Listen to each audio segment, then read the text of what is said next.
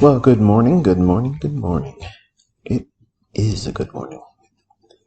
Right, so here's a 4-hour chart on ES. Just let you know I'm bullish. I think we're going to try to press higher. And we'll jump into a 15-minute time frame. See that fair value gap right there? I missed that dilly-dallying waiting for this Camtasia platform to start. So this is where I believe we're going to rip up into and higher. Okay, and I may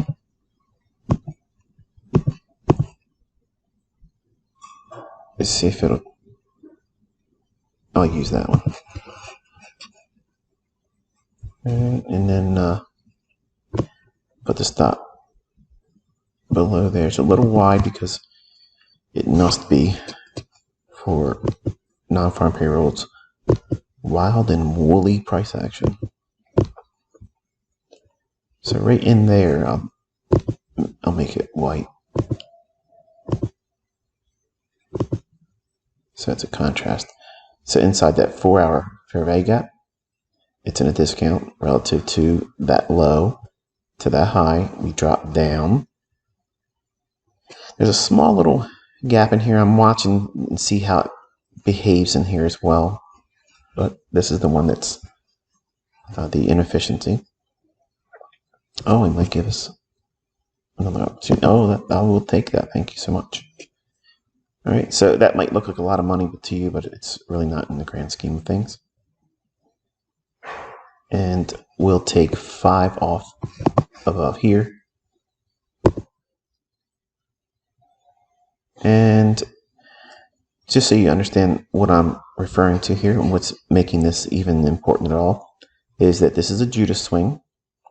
Yes, initially we had this little run up in here, but notice it did not take the buy side here, here, or here. This is what they're tricking traders to trust this resistance, okay? In here, this inefficiency, when price started to rally up, in between this high being taken out, right here, and this low forming, that range, if we look through that and we only focus on this segment of price action right in here. Okay, and I'm going to color that yellow. Okay, so all of this, I don't know why I did that. There. So all of this price range that ran from this area here to here, all that price run, what I'm looking at is how price started the rally here, came up to this candle's high, and then it retraded, repriced back down into the low end here. So from this high, that candle, to that candle's low, this is all efficiently delivered price action. Meaning that it's like a paint roller analogy I use. Like if you're painting your wall in your home, when you apply the paint to the roller and you place the roller against the wall and you roll it up, the first few inches of the paint being delivered to the wall, it's ample, meaning that it's a very significant amount of paint being distributed to the wall surface. But eventually, as that roller keeps being pressed higher, it runs out of the amount of paint that would be equally distributed on the surface of the wall. And you'll start seeing these little porous pockets, which is what this is being shown here, this little shaded area, which is that one single candle. Let me take that off now. So this inefficiency here, just like if you were rolling a paint roller with paint and applying it to this area here, well, looking back at where you just rolled the paint roller, this is a little area where the paint wasn't equally distributed because of this very candle. Let me widen them a little bit. This candle here, it's high right there. And the next candle after the big up close candle here, there's a gap where there was nothing offered back down to at least touch this candle's high. So that's what makes a fair value gap a fair value gap. Okay. Now, why did I name it and coin it a fair value gap? It's offering fair value. If you're bullish, and this is the part that still escapes many of you that are running around trying to talk about fair value gaps when you most of the time don't really know what you're doing yet.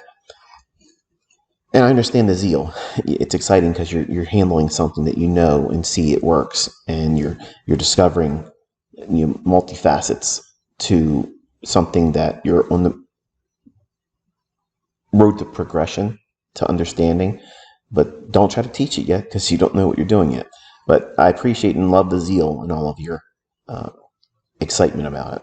But this little area in here, it's lacking movement back down to at least touch this candle's high. Okay, so because this candle's high and that candle's low, there's only one pass in delivery of price, and it's going up. You see that? So with that movement up, how does that redistribute efficiency in market delivery for price? It must do what? Offer it going back down at a later time. Well, we're seeing it 8:30, which is non-farm payroll Friday. This is where we're at. Happy non-farm payroll. The market drops back down into that area, overshoots it a little bit, but that's fine because all of this area in here is a balanced price range. So it goes down into the range. I mentioned it to you live, and it's part of that 4-hour fair value gap. Okay, so the market has shown a willingness to want to reach back up in to this area up in here. So what we're going to be watching now is, does price want to at least trade back above the consequent encroachment of this wick, which is here. And once I drop this level on, and I'll have the quarter segment. Each one of these is a quadrant, and it's not quarters theory, by the way. And what's all this business about Goldbach levels? I don't do anything with Goldbach. The price engines, the algorithm itself, Enigma has no association with Goldbach. Okay, so for the folks that are out there trying to claim that it is, it's not. Okay, stop doing that kind of stuff because you're sowing misinformation, and I'm going to call you out on it. So anyway, let's drop into a 5-minute chart, and you can see the body's respecting that 4-hour fair value gap high. You see that? And our focus is, does it want to trade above that consequent encroachment right here, that midpoint? So I would like to pair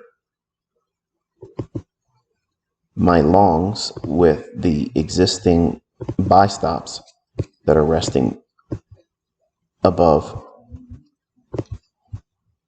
You might hear my puppies snoring. The buy stops that are resting above this whole high here. So I want to see it go there because there's actual orders resting up there.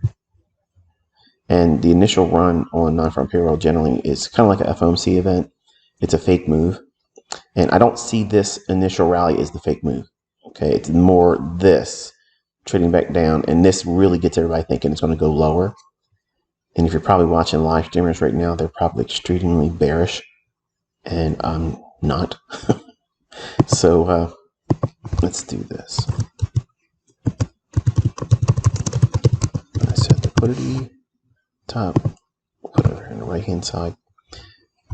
All right, so right away, I could be taking something off because it's non-farm payroll Friday. It's moved enough to warrant a measure of profit taking. It's certainly the 5 handles minimum I preach and teach that you should be striving for. But I want to give it some time, let it cook a little bit. And I would like to see it, in the event that it does want to go up here and shake out and then go lower again, I'm going to put a limit order right at the consequent encroachment level, but for just one contract. Because I'm not certain I'm going to be able to pyramid anything on this one because non-farm payroll is kind of woolly. It does some pretty gnarly stuff. So if it can reach above this area here, one more pass up in there, that will allow me to at least get something out of it. And then I can roll the stop to break even. Then I can just sacrifice the rest of the position. And some of you might say, well, why would you want to do that? You're leaving $7,000, $8,000 on the table. And the reason why I'm saying that is because of experience. You're not going to get the big runs or big wins unless you hold for them. If you don't ever hold on to it, you'll never get the big large range days. You'll never get them. So you have to allow for it to sometimes take it all back except for a small little piece. This way it covers costs, it covers commissions, it covers that little scratch, that itch that you have as a trader when you're in a trade. You feel like you have to have something profitable, or it's a total failure. I've invested, a few minutes. It hasn't been very long, less than 10 minutes, and 10 minutes is not a lot of time, so I can afford to have a move on the market, see it pan out, give me a small little piece like it's about to here, and then roll my stop to break even. And this isn't the only time I've made $10,000. Okay, so here we go. It just got taken out, so now I can roll my stop to break even, plus commissions, plus a small little profit. And why am I not jamming it all the way back up here? Because it could respect this same 4-hour fair value gap high. Notice I have it sitting right here. You're probably wondering, well, isn't that rate below that low where there's sell side? They've already done the damage and ripped through all of that. Okay, so what I want to do is I'm going to sit and watch. Does it give me that close? Any close above this consequent encroachment level is going to be like the hand of the dealers, okay, being shown to you. They're going to show you their cards if it can close above that level, meaning that I would like to see it then run up there and hit my limit order. And then at that time, or how it trades there, if at all, because I could be wrong, then I'll determine whether or not I want to take more off, manually, or if I get stopped out. Everything remains, uncertain right now. And that's the reason why I don't like trading non-farm payroll, because it really is a gamble. And if I fail in seeing anything outside of what I already have posted here as a gain, and it comes back and stops me out and only allows me to have this exit here, and where the stop loss is, where it comes back down, and if he hits it, then, it is what it is. It's done. But it's a wonderful experience for you to study. It's a wonderful experience for you to see why and appreciate why I don't actively go out here and try to participate, because it's not something that I don't need this day out of every month to feel good about being a trader. Okay, I've done it long enough, and I've been hurt enough times to know that this is a day, just like yesterday, Thursday. Even though you saw me smoke it and literally destroy it, that's the 2 days out of the month where my accuracy, my precision, my trust, my affinity for the market in itself is challenged. So I don't excel very well on those 2 days out of the month. So would it be advantageous for me to keep pushing in those 2 days? Some might say, well, you should just go in there and try to overcome it. Well, I overcome it by not taking any risks in it. But today I want to take those risks and show you that, I'm the Mac Daddy, and there's nothing like this in the marketplace. But there are times, and it still could happen here, where I can get it wrong. And getting it wrong is not failure. Getting it wrong is not embarrassing. Getting it wrong is not a I can't trade phenomenon. It's simply a much more challenging environment. So therefore, I simply avoid it most of the time. But when asked to do so, when pressed by real sincere students, I have no problem showing you. It's not a big deal. So I like where we're at here. I want to see, we're on a 5-minute chart. Let me add those levels back here. So I want to see it close above the consequent encroachment level. If this candle can close above it, then that to me indicates that the algorithm should, if it just doesn't already run right up there and reach for it, as long as it closes above there, I'll trust that it will run for at least my first limit order resting above here. But I'm going to be very careful about how it trades here, because it can run up, rip that, and then just drop and fall out of the 450. I'm sorry, the 4,592s. All right, so we closed above it. Now, my mindset is I trust. I don't get afraid. I don't become nervous because we're seeing a down close candle in formation. It doesn't freak me out. It doesn't cause any anxiety. So I'm going to take this Fibonacci off because we've already accomplished the method here by explaining to you what I was looking for. But I'm relaxed. what am I thinking? How far can it go back down? Well, we have these 2 consecutive down closed candles. That body right there, that could be treated as an order block. So it can trade back down, rip into this here, and then go higher. I don't want to see it do that, because the fact that it needs to go back down into this as an order block, if it needs to do that, that's far less probability in my favor. I want to see it not do so. So it's not a matter of knowing a PD array and expecting it to be hit and respected. There's also a balancing of seeing the PD array in price, but then also seeing and measuring the magnitude of strength or weakness in the market. In this case, I want to see strength. I want to see price reaching up into, without needing to come back down to a discount array. If it doesn't need to go back down and touch this candle's body, and I'll show you what I mean by that.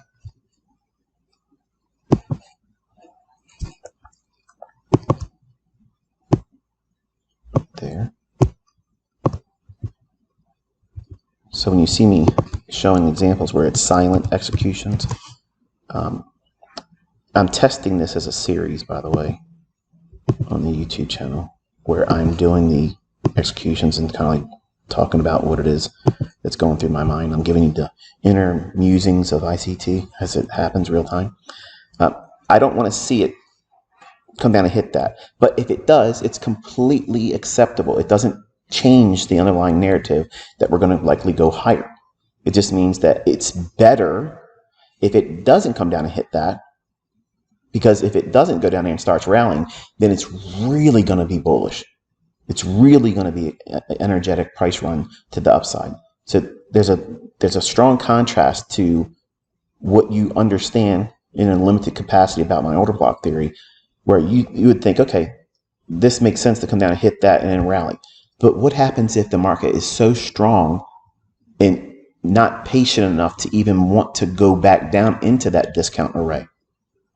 That means it's exceedingly bullish, right? And I want to be a part of that move.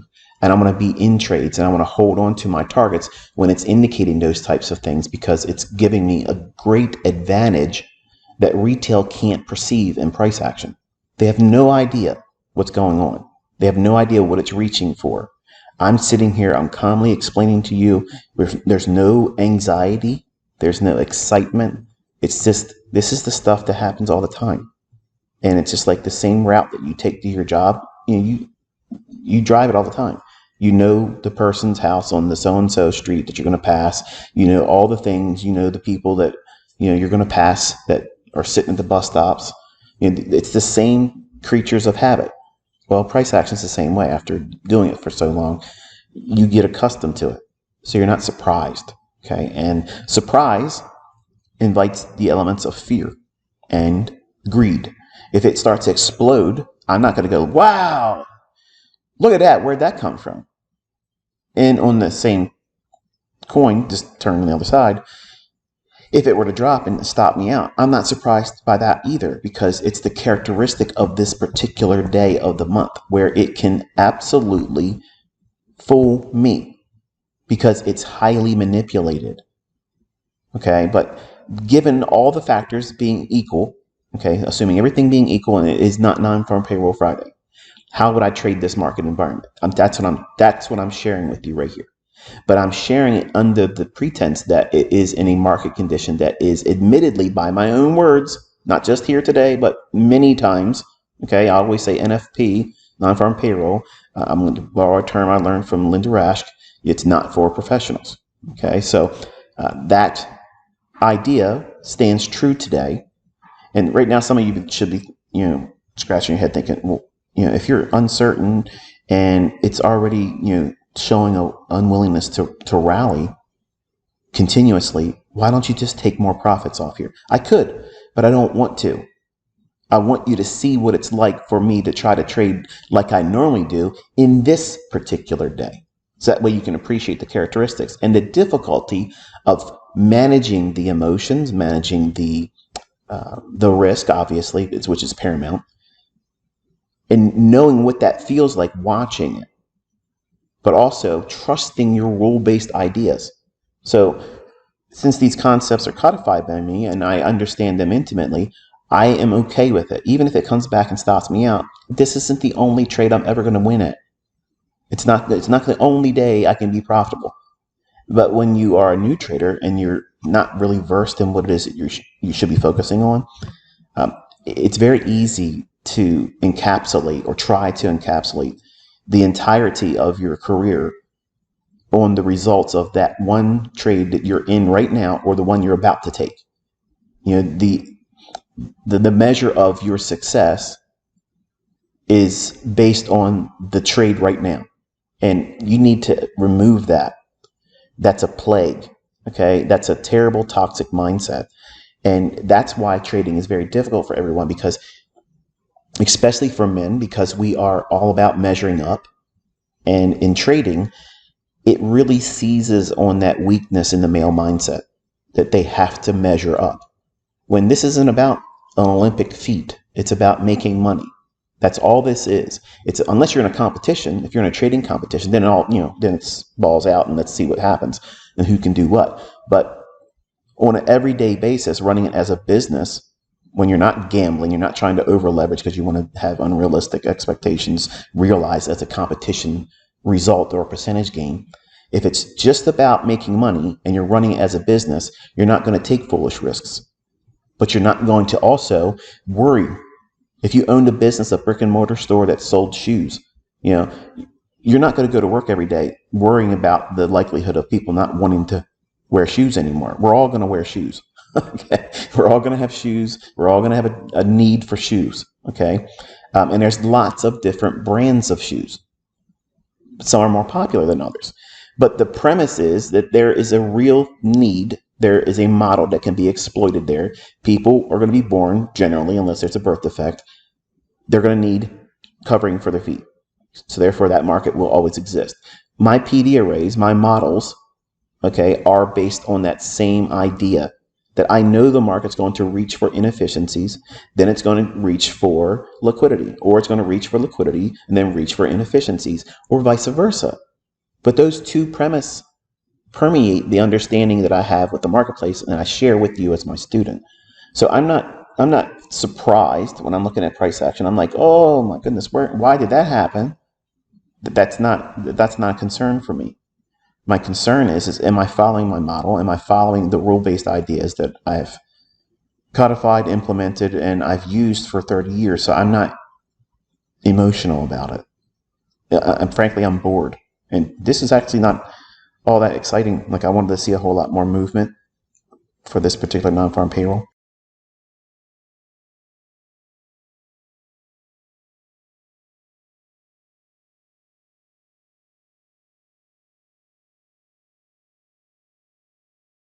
So we've had one close above. I'm watching this candle here.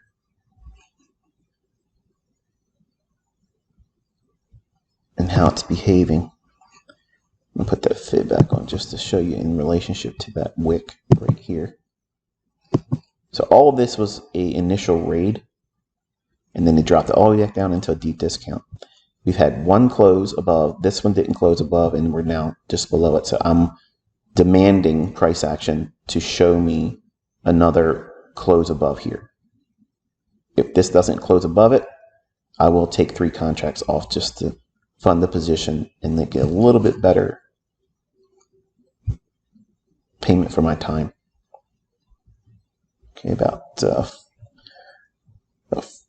40 seconds to the close of that candle. We're on a 5-minute candlestick chart, by the way. I had folks asking, can you do things with the 5-minute chart? I don't like the 1-minute charts too fast. It's the same market. The fluctuations that you're watching from 4585.50 to 0.75, that's happening the same speed on a 1-minute chart. It's happening the same speed on a 5-second chart or a 1-second chart. It's the same. The price action is the same. You need to stop thinking and being imprisoned by time frames. All right, so it didn't close. You see that? So I'm going to take 3 off there. So now I'm well funded on this. And now if it were to come all the way back down in to stop me out, it's completely irrelevant now. I've made more than the average person makes in a week's wage, even a professional wage. And I've done so in just a few minutes of the worst trading environment day of the month, which is non-farm payroll Friday. And look how the market's behaving here. So we're trading into that order block. And this is where I would demand the importance of, no, not importance, but the characteristic that this should send price higher. We're in this area here. All of this price action here was a raid. That's my interpretation of price action. And I'm believing that they're going to want to rip up into this area here because they want to attack people that are short. And they enticed people to get short. But they stopped anyone that was already short ahead of time before 8:30. They come up, knock them out, so they can't get a part of this move where they can get really good profits and cover at a really nice, handsome profit. Then they took it all the way back up here, thinking, okay, there's no necessity for price to do what? Pay long holders. Nobody wants to be long. Nobody would trust being short as a smart money mindset. They want to be long. Dipping down here is the discount. This is all trap. But they canceled out the potential for profitability for anyone that was short that trailed their stop loss right in here. So if they didn't trail their stop loss and were short from back here, where's their stop at? Right there. See that? So as soon as the market decides if it wants to go up here, I will take one off right above this high manually if it allows me to do so. I will not move my stop loss from where it is right now. That's leaving a lot of money on the table. I got a guy sent a comment on the video the other day where I had it's a couple $1,000s. It came all the way back and stopped me out. I wasn't in front of the screen, but I am in front of the screen today because it's not from payroll and I want to be babysitting the position. But after the fact, it's real easy to ask questions like, why did you leave all the money on the table? But if this person is a trader, you didn't take every bit of the profit of every trade you were in either.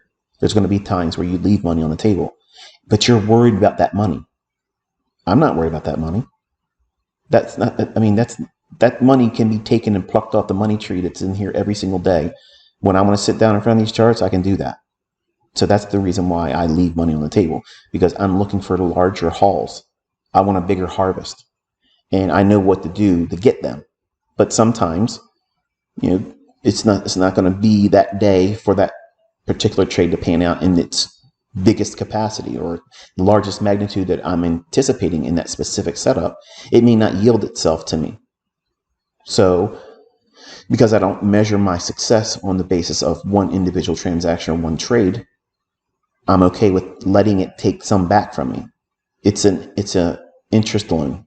Okay. I'm going to let the market take it back from me because I'm going to get it back with interest later on. I don't look at losses as a failure. I look at it as a loan that I'm giving to the marketplace. Someone made some money off of that money I left on the table. Okay, that's fine. I'm in the business of interest, and I'm going to get that money back with interest in my future trades. See, that's the difference between me and my mindset and how smart money and longevity traders think. We are legacy money makers. We're not, one-hit wonders, day traders getting lucky here and there, windfall victory traders, where you are counting every penny and every penny matters. That's not how we think. We're not worrying about those types of things. We're sitting back, we're relaxing, letting the probabilities do the heavy lifting, and just simply following the model, not over leveraging, not forcing it. All right, so here's a little bit of an inefficiency in between this candle here and here. So I'll be watching how we trade here. This is kind of like the last line in the sand for me. We'll shade that green just to have a little contrast. So there's a little inefficiency here. So in a way, it's kind of like a breaker, kind of like a reason for it needs to start rallying here, or it's likely to come back down and touch and maybe trade deeper into that 4-hour fair value gap, which is in that darker blue shaded area here. when I'm trading, when I'm not educating, I don't have all this stuff on my chart. I have just the levels itself, the numbers, and I write them down on a little notepad, and that's what I work off of. Because all of these boxes become very distracting to me, and like I said many times, and if you listen to like when I was doing Twitter Spaces, the rants and such, unless I tell you I'm reading off of a bullet point list of things I have on a script, the things I want to make sure I cover, most of the time, and I'm talking 99.999% of the time, I'm not following a script. You can hear, obviously, I'm not running off the script. I'm just running off the mouth. These Twitter Spaces show you how I can very easily distract myself from all these different rabbit trails and different tangents I can go off of. And many times, what you think I'm going to cover and talk about, I'll bring in 15 other different subjects. And for some people, it's very difficult to listen to me when I'm live and unfiltered,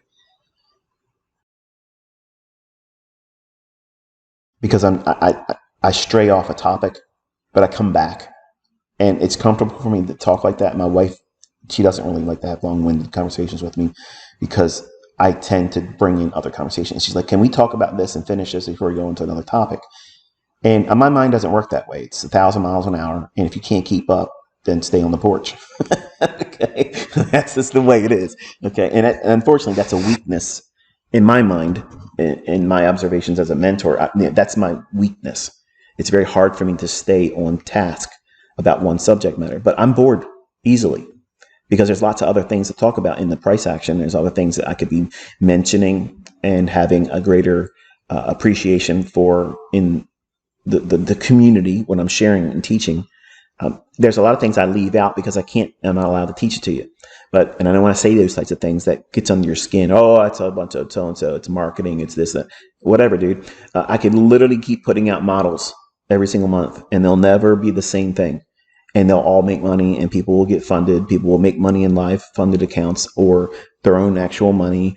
And people will still try to discount it and say it's not real. It's something else made up, or it's rehashed something else. There's always going to be somebody that has an opinion about what it is I'm doing or what everybody else is doing. But all of that stuff is irrelevant. Are you making money with what I'm teaching? That's all that matters. Are you understanding what price action's about to do next? Because if it isn't helping you, don't watch my stuff. If it's complicated, understand that it was already told to you that it's going to be complicated. It's not an indicator-based thing where you wait for it to go overbought or oversold, and you trust something that has absolutely no bearing on what price is going to do as a result of that indicator saying whatever it's saying. There's no bearing at all on overbought, oversold, crossover, moving averages, harmonic. None of that stuff's making price go up or down. And buying and selling pressure is a myth.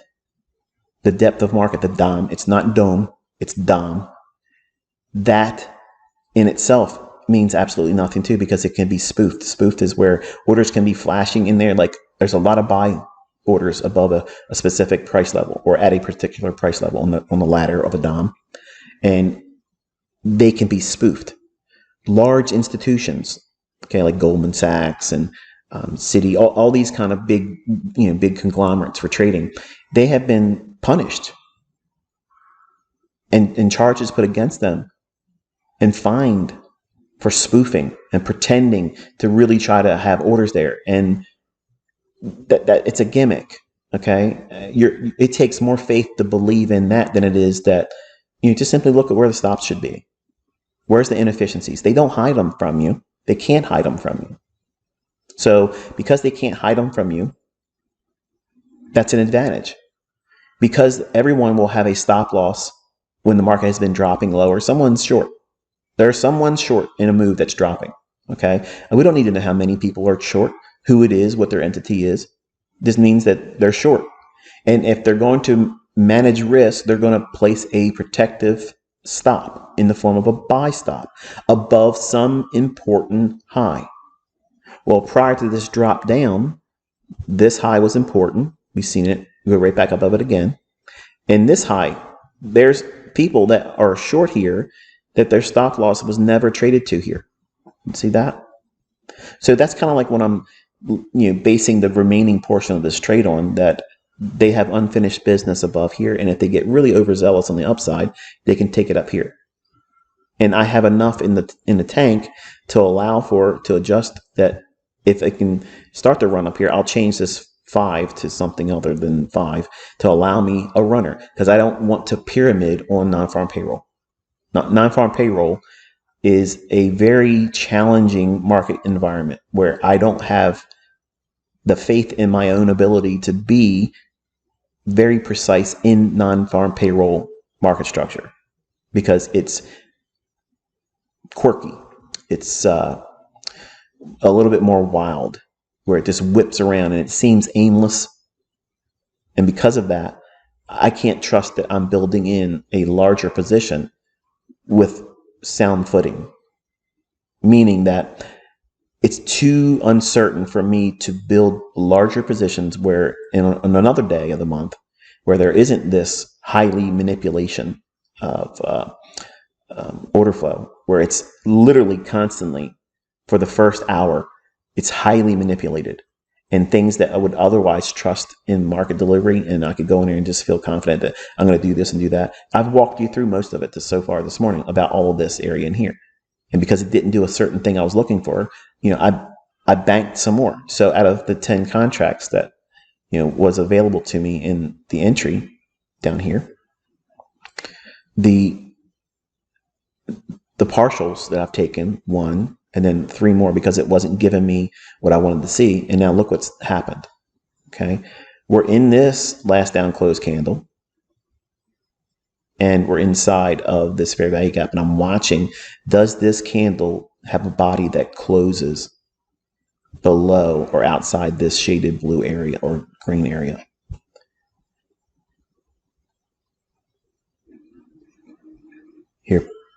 Here, Piper snoring. Piper's one of my puppy boxers. All 3 of my dogs are female, by the way. Sometimes I know some of you like to comment and refer to them as sometimes they refer to them as a male puppy or a male dog. I don't have male dogs. I prefer the females, and I don't mate them. I don't make puppies with them.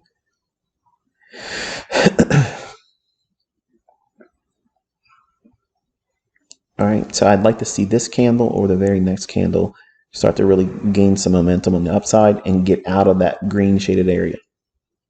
The longer we spend time in this little area, the more likely we are to trade back down into the top of that fair value gap on the 4-hour chart, which is this level right here.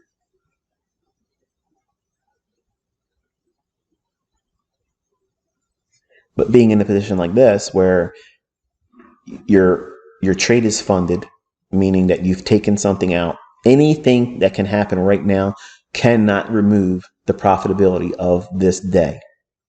Like, it could gap down there and hit my stop. It doesn't matter, because the profits are already booked. It doesn't matter to my trade psyche, where it won't break me mentally because it did it. If it comes back and stops me out, I'm not going to have a bad weekend because I lost money. It can't happen now. It cannot happen that this trade comes back against me, stops me out, and it becomes a negative experience where I can't go into the weekend sailing into it with a smile.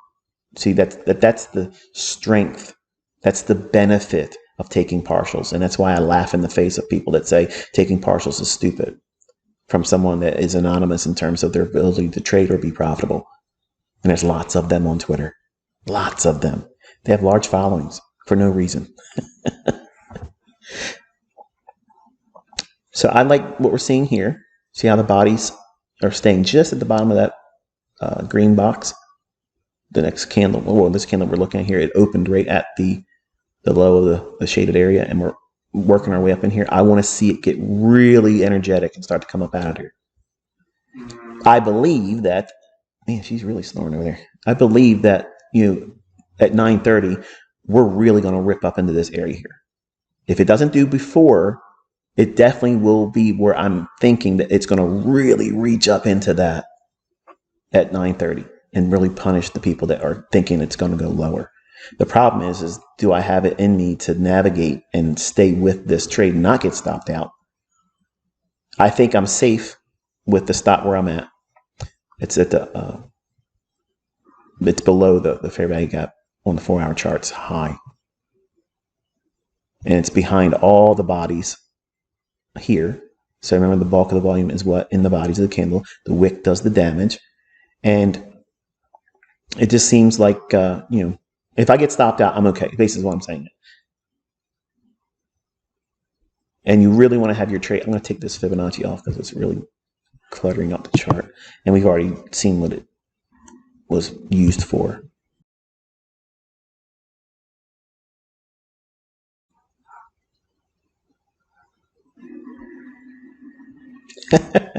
She sounds like a lumberjack over there snoring. Hey, little girl. Some of you foreign folks are going to assume that that's flatulence. That somebody leave a comment in one of the videos where I didn't mention that it was my puppy snoring, and that's why I do it, because I'm human. I mean, obviously, when I eat and consume food, I'm just like you. Those things are going to happen, but I'm not doing that on videos. I would never do that on video. But I've seen comments from folks I'm certain are foreigners. They hear a sound, and because the sound isn't addressed, and maybe they're watching my videos through like subtitles and whatnot, closed caption. They're thinking that I'm so so unsavory to do something like that on a video or leave it in there. That would be atrocious. So that's the reason why I'm bringing out. I'm making sure I'm including it that way for the folks that listen to these videos. They hear me talking in a language they probably don't understand, but they're watching the subtitles. So because they hear that sound is not in a specific language. It's my puppy snoring.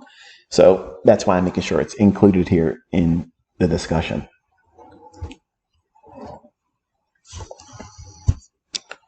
I've had people, when I would, in the middle of a thought, I'd be like, and it would sound a little funny, and they think, did you just belch or burp? And they put a timestamp on it. I'm like, how can they think that's a belch or burp? It's me just holding on to where I want to go with this. And sometimes I want to say certain things, but then common sense kicks in and says, don't go there. So I had to change the direction in what I'm going to say or deliver a specific point, especially during live discussions.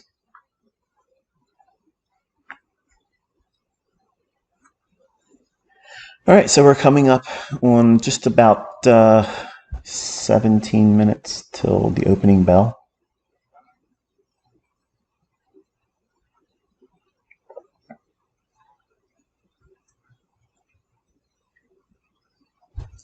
Clean all this up, get this off of here.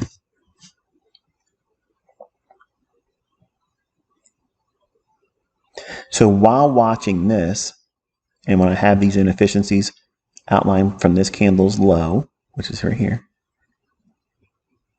this candle's high, that one single pass up, that big candle right here, that is the fair value gap. That fair value gap, because it's an up close candle, makes it a BISI, buy side imbalance, sell side inefficiency.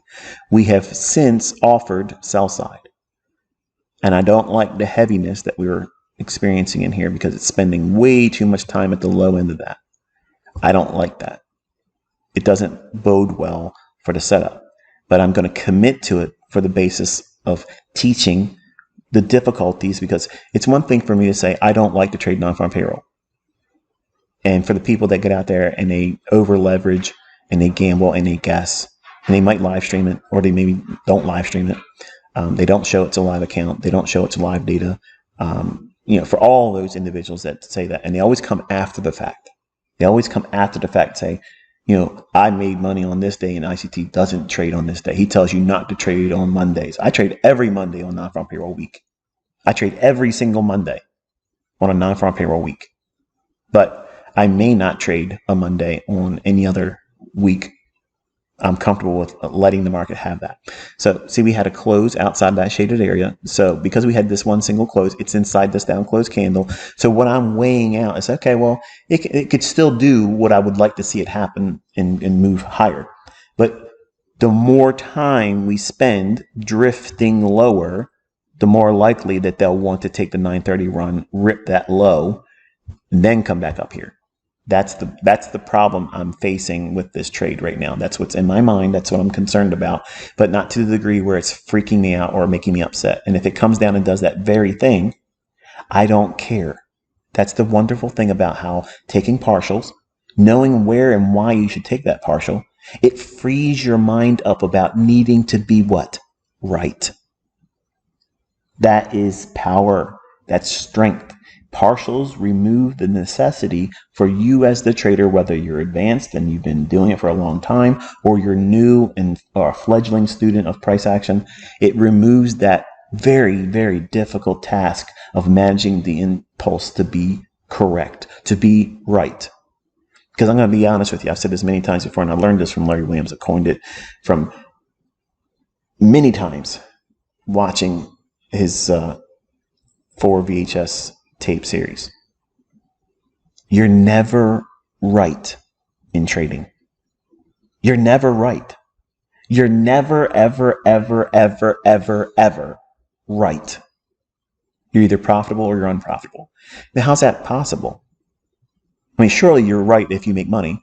Well, I guess so. But really, are you? Did you really buy as much as you really wanted to after the trade closed? Because you're always going to say, if I just would have bought more shares, if I just would have bought more contracts, if I would have just bought more lots, if I just would have maximized the contracts they allow me to trade for my combine or my funded account, if I just would have used max leverage, I could have made this much. So what are you saying? You weren't right. Even though you made money, you're saying you weren't right. Because right is defined by you by doing the most.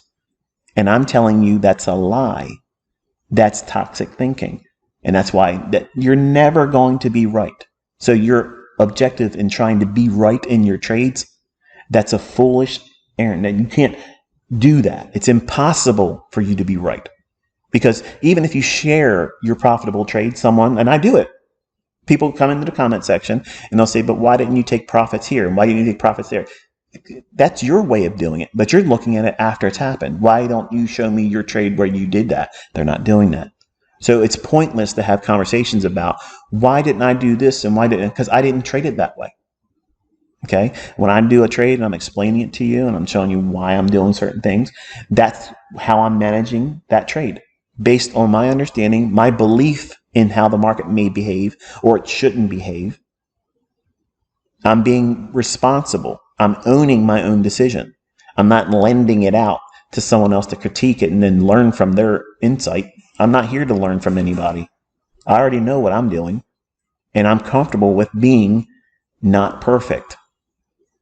My results, you see them. You see the results of my students. You see the growth in our community in the phenomenon that is smart money concepts, and it's global now. It's viral. It's everywhere.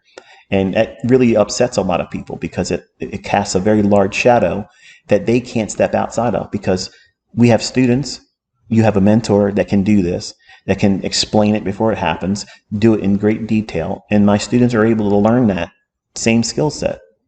And unfortunately, it's created a very large body of witnesses that have testimonies that are undeniable that it works. It works in their hands. They're trading markets that I don't touch. I won't even comment on.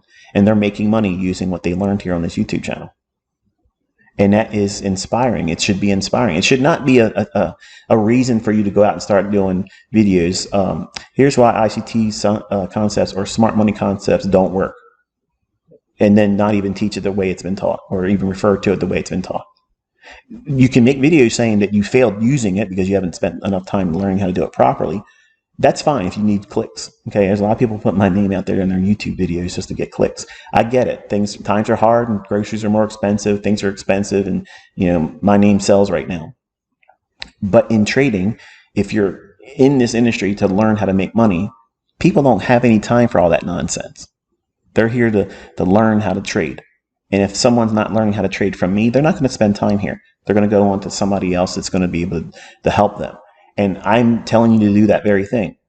Just like I said yesterday in the YouTube video I mentioned, that if I'm not helping you, don't spend any time here. If I'm a distraction from something that maybe you're already profitable, you have a model that works for you, and I'm causing a great deal of confusion for you, and now you're having some struggles. Don't listen to me. How hard is that? It's very easy. I don't have a fragile ego. Like, I don't have a dependency on you loving me. But for the folks that want to learn how to do this, it's been made available to you for free. All you got to do is put the time in. And you don't have to come to this video. You don't have to come to this YouTube channel. You can literally study what's already been shown to you the last 2 years. You never need to come back to these videos because I've already taught it. It's there. It's already in there. You've experienced it already. What's missing is that you haven't spent time doing it, back testing it, studying it, and doing forward tests where you're watching tape reading, where you're not doing a trade. Okay.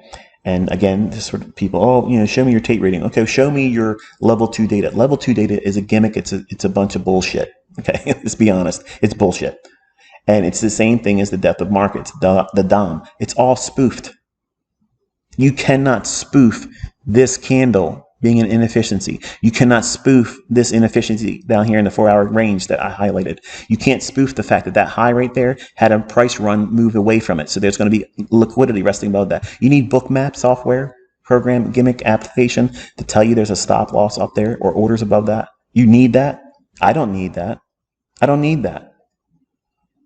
But in the beginning, it makes sense for you to be able to see it visually with these crutches, these little aids, these helpers. But eventually you're going to outgrow them and you're not going to have anything on your chart.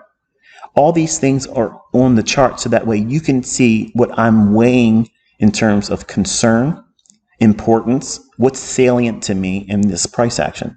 Where does my focus lie inside of what we're having right now as price given to us? I do not have anything on my charts. When I'm trading and I'm not trying to teach it, my charts look like this. That's it. That's it. It's naked to me. On a notepad, I have the same levels that is being indicated here. The high of the 4-hour, the low of the 4-hour fair value gap, the high and the low and the midpoint of that inefficiency on the lower time frame that I literally did it in front of you. I have these two levels here in the midpoint level. I'm written down on a notepad. And what I'm consciously doing, because I'm not trying to talk to anybody when I'm trading, I'm looking at where price is every few minutes, every individual minute. I'm looking at other things in relationship to that. And those measurements of how much time we're spending, how does it behave? Is it respecting these levels with the idea that I think we're going to go above this high, and up in here post 9:30. So when the market opens and the New York session opening bell rings and on CNBC, they're all clapping like they did something amazing. When that happens, that rush of liquidity, that order flow that comes rushing into the marketplace, I believe that they're going to use all those orders coming in. That is not buying and selling pressure, because when that liquidity is coming into the marketplace, when your stop loss gets hit, that's the puppies rolling around in their kennel, rolling on their toy. When all that order flow comes in, that rush, and it hits a stop loss, when that stop loss gets hit, if it's a sell stop, it is flooding the market with sell orders at the market, whatever price you can give me. And what the algorithm does, it uses that constant rush of new orders coming in the marketplace to run up and reprice to another pocket of liquidity here. Buy stops, buy stops, buy stops. Remember? Relative equal highs here, and then over here. We have that high back there. So they're going to target that when the opening bell rings at 9:30. That's my belief. If I'm wrong, guess what? I made money. Did you make money today? If you watch this over the weekend, did you make money on Friday? See, I'm in a sweet position right now. I don't need my trade to be right. I don't need to be right. I'm right as rain as far as I'm concerned. It is straight up profitable for me right now where I'm at, and I don't need to be right, and I don't have to be afraid of being wrong. If this doesn't pan out and stops me out, I'm uploading it anyway. So I don't know how to make it any plainer than that. Like, I have zero emotion. Zero emotion. If this fails and doesn't pan out like I want, it doesn't mean the things that I know and trust won't work for me next Monday, next Tuesday, next Wednesday, next Thursday, next Friday. It doesn't mean that it won't work for me next May in 2024. It won't pan out for me, in months and years ahead. It's not going to change that. But see, when you're new, you tend to think that way. If this trade doesn't pan out, I'm skipping over SMC, smart money concepts, ICC stuff. It doesn't work. I'm going to skip over this because I can't make it work, so therefore it doesn't work at all. And you'll deny the ample evidence that it does, and people are making real money with it. Undeniable evidence. So who really has a firm grasp on their emotions here? I know I have. I'm bipolar, yeah. But when it comes to this, I'm very focused. I know exactly what I'm doing. But I can't be focused if I'm in an environment where people can actively ask me questions while I'm doing it. Because what does that do? It opens up this beautiful distraction where, because of my experience and my character, I can run rampant and go through all these different tangents. And because of my importance of making sure that you understand anything I'm referring to, I go overboard in trying to make sure you understand to a degree that is just a testimony that my concern is I want you to really know what I mean.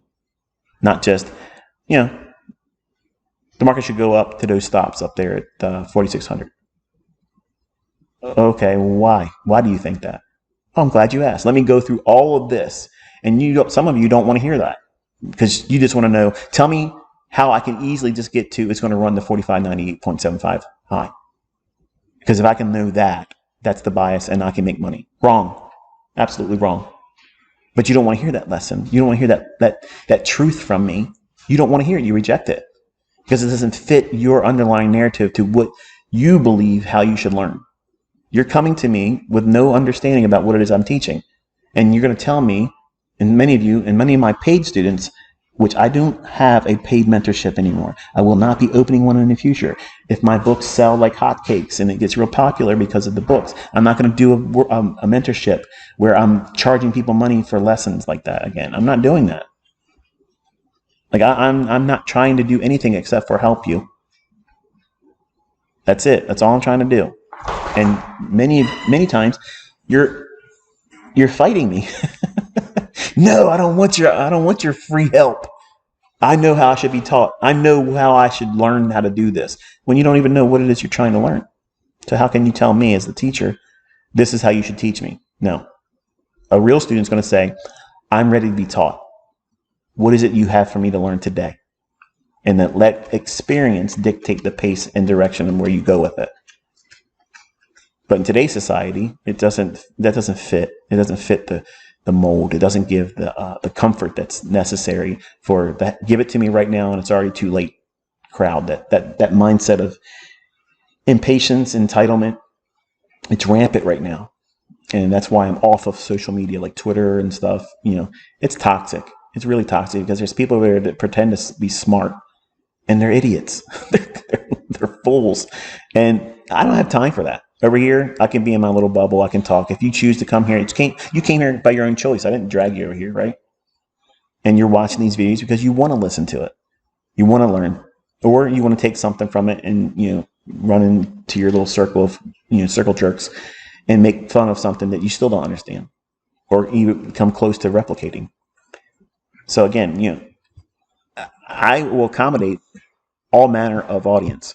You can come here to learn. You can come here you feel like you're smart, and look at something and go on social media and lie and said you did the same trade that I did, or you did something opposite when I was trying to do something and said you made money, but you're not really showing anything. I don't have time for that. You shouldn't have any time for that. Okay. If you're going to take the time to even post anything on social media at all, here we are, an opening bell. Let's see it rip up into this, and up here. So I'm going to get my orders ready because if it does, let me take this off. and I want to just do 3 above there, and I want to do 1 manually if it'll allow me, if we get above here. So these are relatively equal lows. So I'm looking at that. So let me put it up here visually. So I'm watching. If price goes up into that level here and goes above it, I'm going to close 1.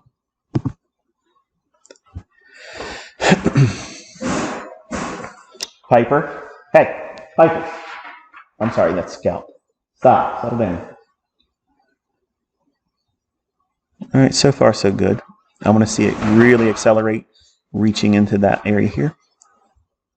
So if I close 1 above this area here where buy side is, then if it gets up to here and takes that limit order there, that will give me 2 remaining contracts that I'll treat as a runner.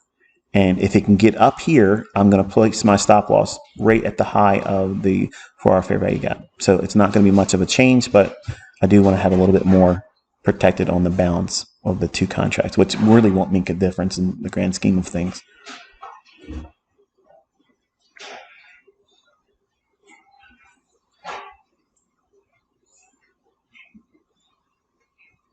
Now, I want you to think about the mindset of who was hopeful in being profitable this morning.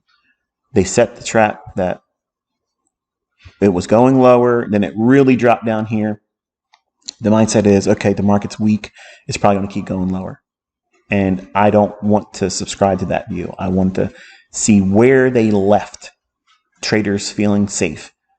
These stops here that have been trailed from here to here, or those individuals that were short from up in here that have their stop loss here, or felt like they had to place their stop above that old high back here. Right back here. Okay, so that's what I'm attacking. I'm targeting that, and I'm running against the logic of a retail trader that is hopefully, wanting to see lower prices, and they're trying to be responsible with their account and using stop orders, which in this case is going to be, their undoing if I'm correct in my trade and it pans out like I want it to, but I don't need it to. That's the wonderful thing. Like, that's a wonderful place to be in your trading, where you don't need it to do this. But if it does, wow, what a feeling, because it profits and it's an encouragement to you. But you don't have any of the negative components that come along with, I need it to be right. Because to be right means, in your mind, you have to be right to be profitable. I can be profitable and not right. Think about that. How's that for logic? And that's what really, I believe that traders should focus there, and professional traders, that's how they operate. They operate in probabilities that allows them to be profitable. They leave their ego at the door. They don't care about being right. They don't care about having the better field than the other guy. They don't care about, anything except for, did they make their ends meet? Are they making more money? Did they protect what they have? Are they preserving capital, which is the number one rule? Number one rule in the game is to preserve capital. And that was the whole premise of how I traded so far this morning, is I allowed the market to pay me. There's no way that this trade can come back against me and I can lose money on it. It's not going to happen. No, I shouldn't say it that way. There is a way for it to happen. If it were to be here, right here at this moment, and they drop a nuclear bomb somewhere, and then the market just gaps all the way down 100 points, then that would be a losing day.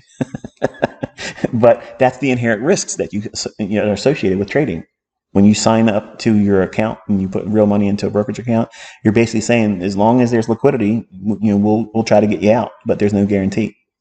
And there's no guarantee you're going to get the price that you are hoping for. You might get a price that slips you horribly. Barring that event, there's no way that this can turn into a negative day for me. And that is a very, very reassuring and comforting feeling as a trader. It frees you up to just sit back and trust what your model should be doing. And if it doesn't pan out, it's not going to cause you to squirm.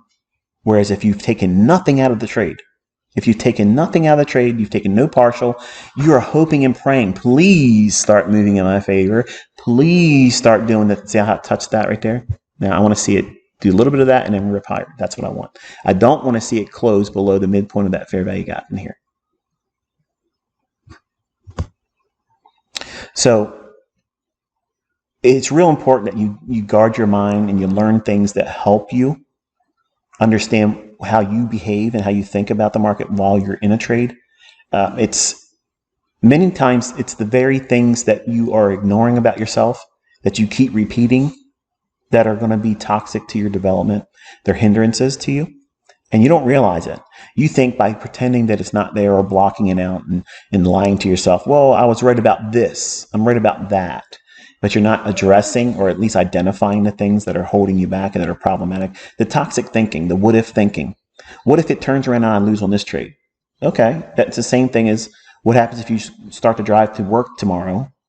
Well, I shouldn't say tomorrow, it's this Saturday. Well, some of you work on Saturday, right? The next day you go to work. You get in your car and you get in your car and you start the car up and you think, oh, what happens if I get a flat tire? Well, what are you going to do with it? You're just going to leave the car on the side of the road and abandon it because it's got a flat tire? No, you're going to take care of it. You're going to address it. You're going to lose some time. You're going to get late to work. You're going to lose some wages. You're going to spend money that you don't enjoy spending. It's a cost. It's a hindrance, but life's still going to go on. You're going to still trust the model of getting up, starting your car, driving to work, going there, and exchanging your time for money so that way you can meet your bills, right? So trading needs to be the same way. You need to be able to say, okay, my trade that I'm in right now, if it doesn't pan out, it doesn't change my model. I'm still going to do these things. I'm going to manage risk the same way. I'm not going to over leverage. Do you every day go to work speeding 120 miles an hour? No.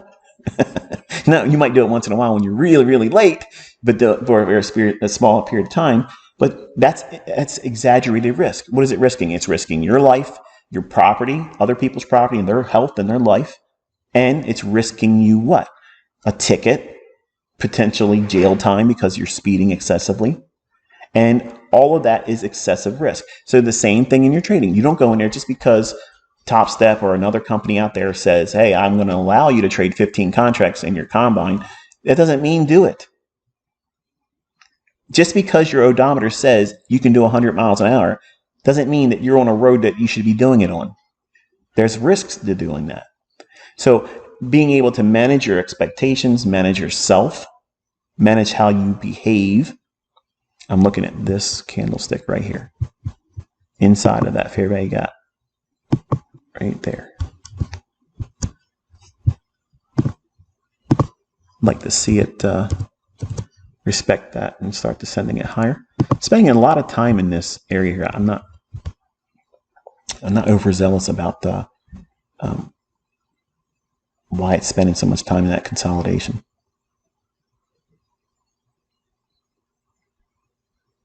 I lost my train of thought about what I was saying.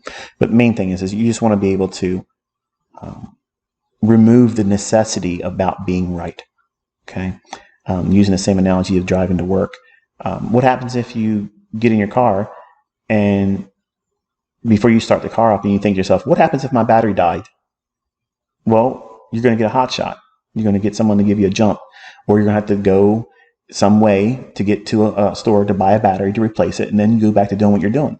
It's an exchange for your time. It's a nuisance. It's not fun. It's not pleasurable. It's an expense that you would rather not be spending, but that's how trading is sometimes too. But when you are a new trader, you're thinking, I got to find a way to avoid losing. What are you really saying about yourself? You have a character flaw that you can't accept imperfection. When professional traders embrace imperfection, we embrace it. We know that we can't be perfect. So therefore, our strength is on our acceptance of the uncertainty. This hard right edge over here, where no one knows what the next candle is going to do, I'm comfortable in that area. I'm real comfortable with it. As a new trader, it's scary. It's uncharted territory. And there's mythological beasts and monsters and sea creatures out there that's going to take you under and drown you and devour you. I was there before. I know what that feels like.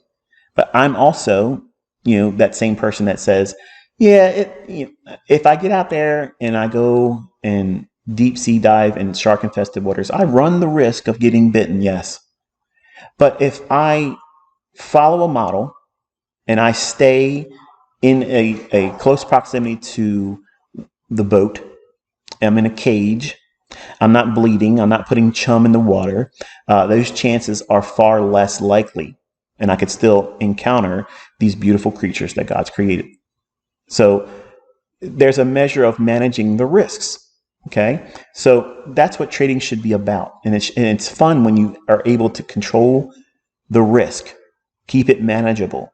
And then by doing that, that association of managing risk appropriately allows you to enjoy the experience of trading. It's fun, where it's not a terribly frightening experience. Where for a new trader or an inexperienced trader, trading is very, very scary because of what you're thinking. You have all of this toxic, what if this doesn't work? What if I do this wrong? What if is a waste of time? Because majority of what you're doing with the what if scenario is negative.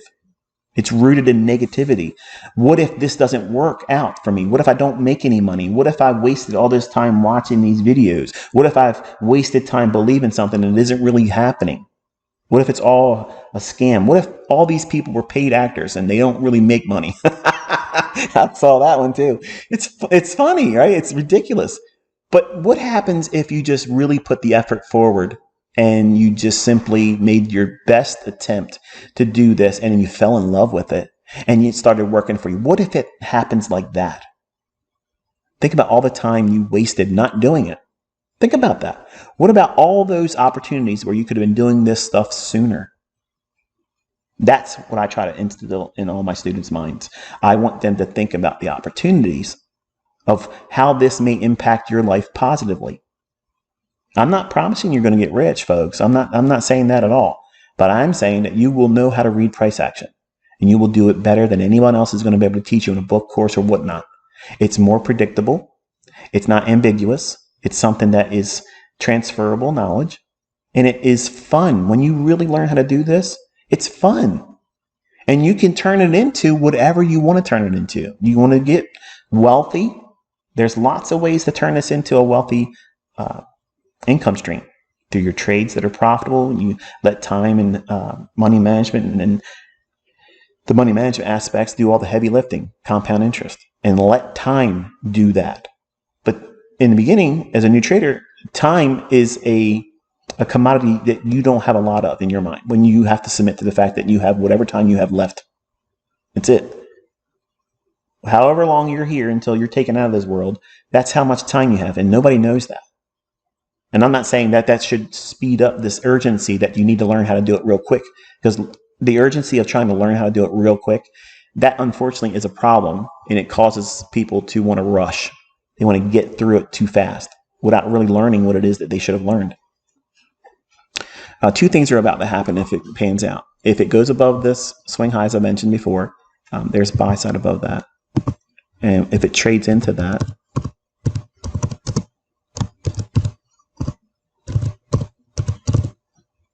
top left. So if it trades above that high, I'm going to close. I'm actually going to do, what is it? 3. Yeah, I'm going to do 3. And then if it runs to this one here, I'll be done for the day. Because it's a little late in the morning and my wife just gave me the hairy eye. So we'll have to be satisfied with that. But hear that bird? That comes every morning around the same time. It sits out there on my deck and starts chirping. But it's so fun, seeing how students, do the very things I encourage them to do. And the two things I said I was going to do is I'm going to take a profit here above that 93.5 level, should it offer it to me. And let me just do it this way because it might pull some shenanigans on me. All right, so that way I limit orders there. So if it goes above it, it'll fill me, hopefully. And then if it does that, then I'm going to roll the stop up to just half of this wick is here. See that? I will roll the stop just below to 45.77 even, which is below consequent encroachment. Okay, that's what's going to happen. 3 contracts will come off. 3 will be left here also. If it really ramps up there, it'll completely close out the trade, and now we'll have one more opportunity to be able to, prance around my house like Mick Jagger and tell my wife I told him so. I told him so.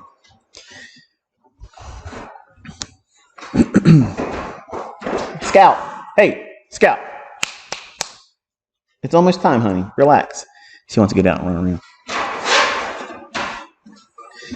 Bear with me a second. These are all the things that usually get edited out of the video, but I just don't want to do that stuff anymore and get it raw and uncut. Like that? Raw and uncut? Hey, you need to settle down a little. You want chicken foot? You want chicken foot? Here. You want it? Don't let me hear you anymore.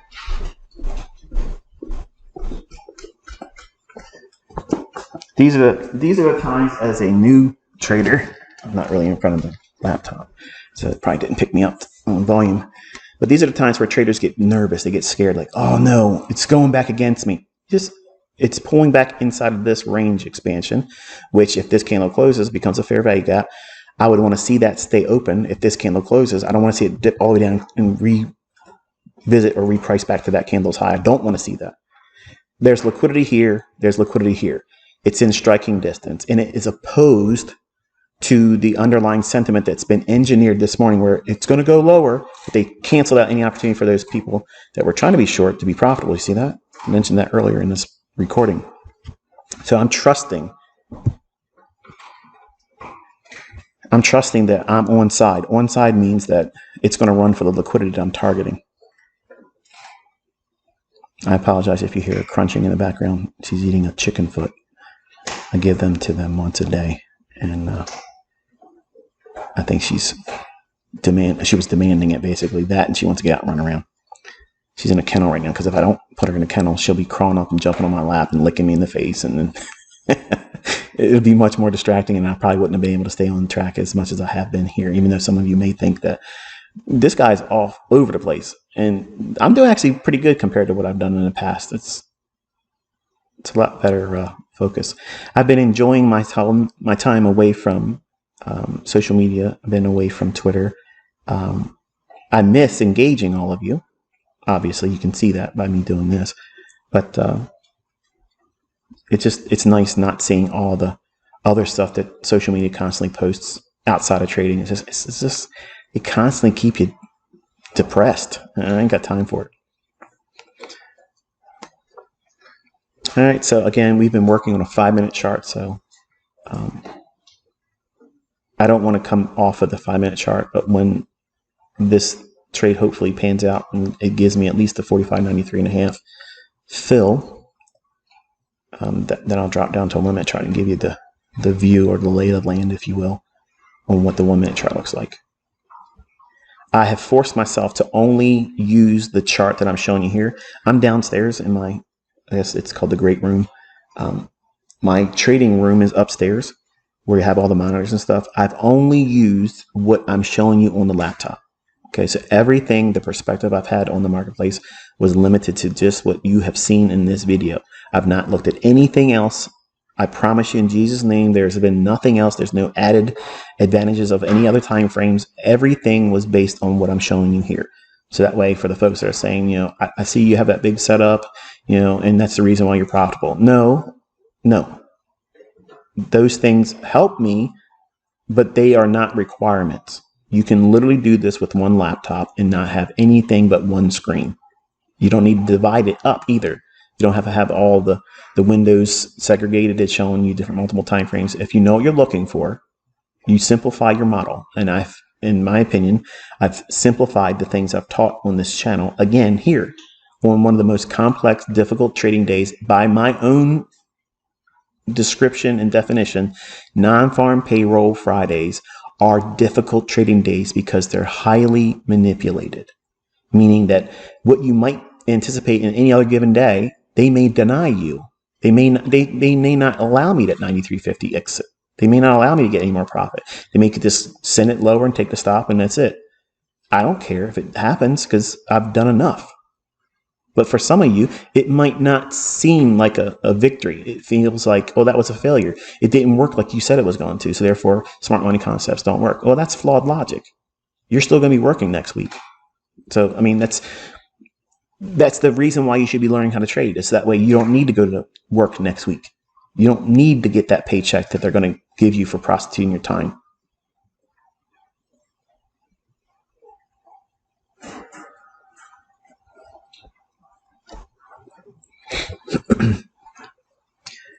think I'm going to take the bed out. You want to go for a ride when I'm done?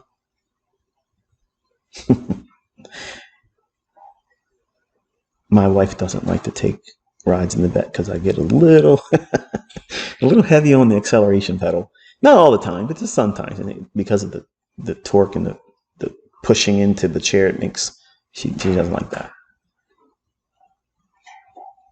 I think 2 years ago we were driving and some nut job cut in front of me. Basically a hater, some old dude driving in a economic vehicle, electric thing, cut in front of me, no signal and whatnot, and I just wanted to fly by him.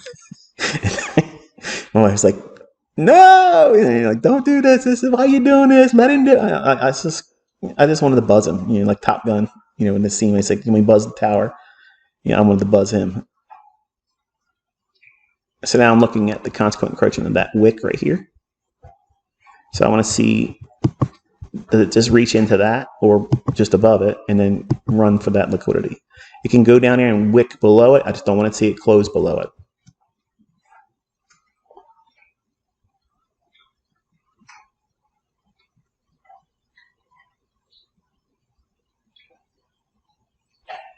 You can clearly see how all this becomes a lot more confusing and having too many things on your chart. That's why I don't have it, but I'm showing you visually. So hopefully you can appreciate what I'm doing here, because this is a terrible distraction to me. But I'm showing you from the conceptual perspective what in my mind I'm concerning myself with and focusing on. It's that very level right there. Okay. I apologize if you can hear my dog chewing up her chicken foot, but that's what they say in the real world is, I'm a human being. I got puppies, I love, and they're part of my family. And if I'm not in their sight, they'll freak out and cry and bark and yipe and go on and on. My wife is very jealous of that, by the way. I do everything for them, and they love you most. That's because I'm ICT, baby. Come on. Yeah, I know. I only pretend to be full of myself on the internet. Trust me, I don't feel that way about myself. In reality, I just do it to harass the people that don't like me. And you know who you are, Mr. Watching my video but don't like me.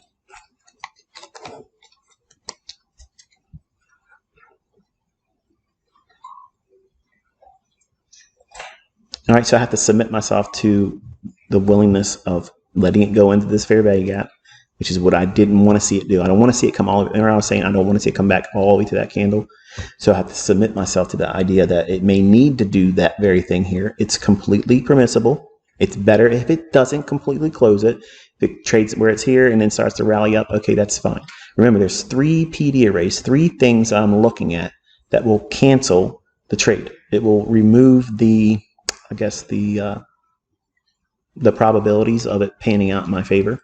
So after 3 PD arrays that I've outlined in my mind, and one of them was the consequent encroachment of this wick here, it's this candle's high, and now it's this order block level. If we trade back into that order block, I'm uncomfortable holding the trade, and I'll probably, I'll cancel the trade at that point. I won't even let it go down to this low. So in other words, if it trades to this order block and digs into that body right there, I will nix the trade right there. And even if it rips back up here, I'm okay. I care less. Now, that's something that most of you don't have a comfort level with, because you need your trade to pan out or you feel like a failure. I don't feel that way. I don't feel that way at all. I want to go home with a couple $1,000 today, in addition to what I've already took away. That's how my mindset works. So to sit in a trade and let it go all the way back down below this order block's mean threshold, like I don't want to see it do that, because the mean threshold of this down close candle is also basically the low of that fair value gap that's shaded in green. You see that? So there's a lot of things that, to me, it doesn't need to go back down there for that. If it's going down there, it's going down there to go lower to a degree where I'm uncomfortable holding the trade. So this is this fair value gap I mentioned earlier. that's where we're at right now. In my mind, I see traders seeing that as, oh, we got strong resistance at 45.93.5, and they're wanting to go short. So what does that do? It engineers liquidity, more buy side. If there wasn't already a significant amount here, which there is absolutely a significant amount up here, this level and this level is building buy side liquidity, because they see this. When I say they are the retail traders.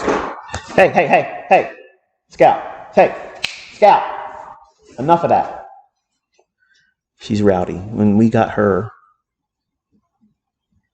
first time home with her, she was very timid.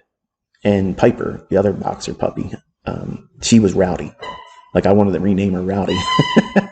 But Scout was always bullied by her.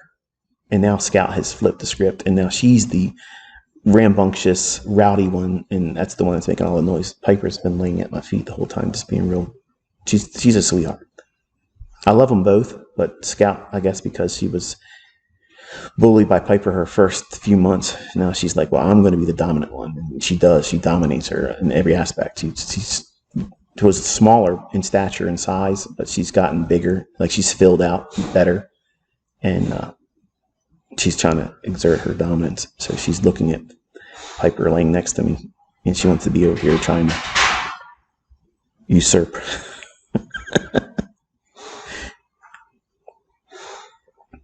So this is what I was referring to earlier, like on non-farm payroll Fridays, the things that you want to see happen, which, it should have very easily just came right out there and swiped that. But look how close they got. Look at the high. It's the 93.50 level. So what do I need to get out there? I need that spread. So it's denying that. It denied it. Okay. This candle's high was 93.50. This candle's high is 93.50. And you wonder why I don't trade aggressively and more frequently when the non-farm payroll Friday event comes around. It's because of these very characteristics. They're highly manipulated.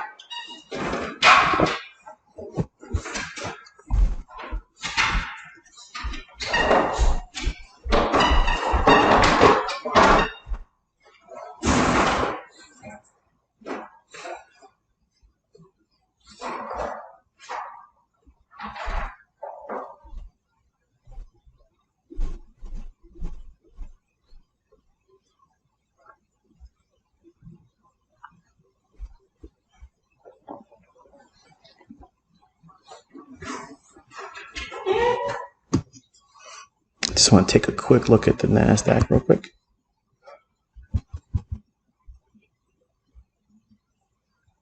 All right, so it's pulled into its fair value gap as well.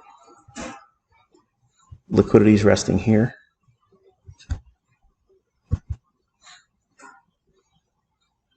I'm going to roll the stop up to where I said I was going to do it to earlier. So I'm going to lock in. This is rolled up to 3,000. If it goes there, I want to be out anyway. So now I've completely removed any concern should it have decided not to go to my limit orders. I've funded myself. I paid the trade, and I removed even further. Good grief. She's she wants out of her kennel, doesn't she?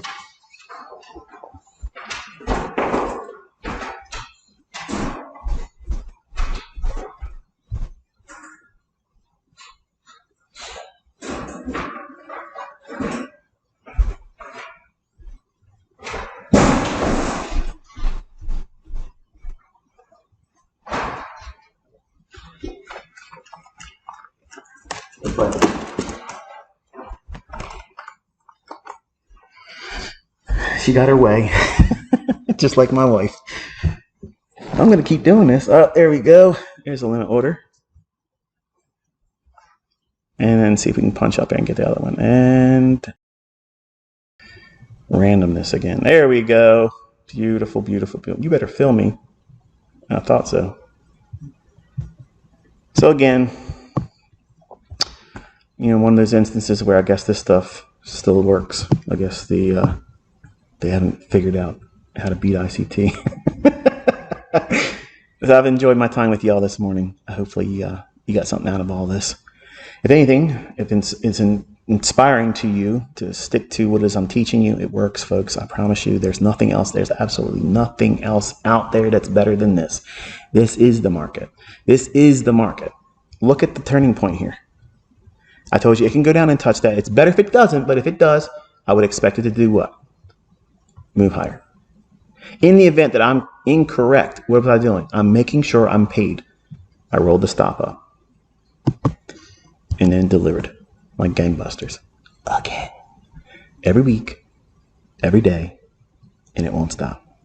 Until I talk to you next time, be safe.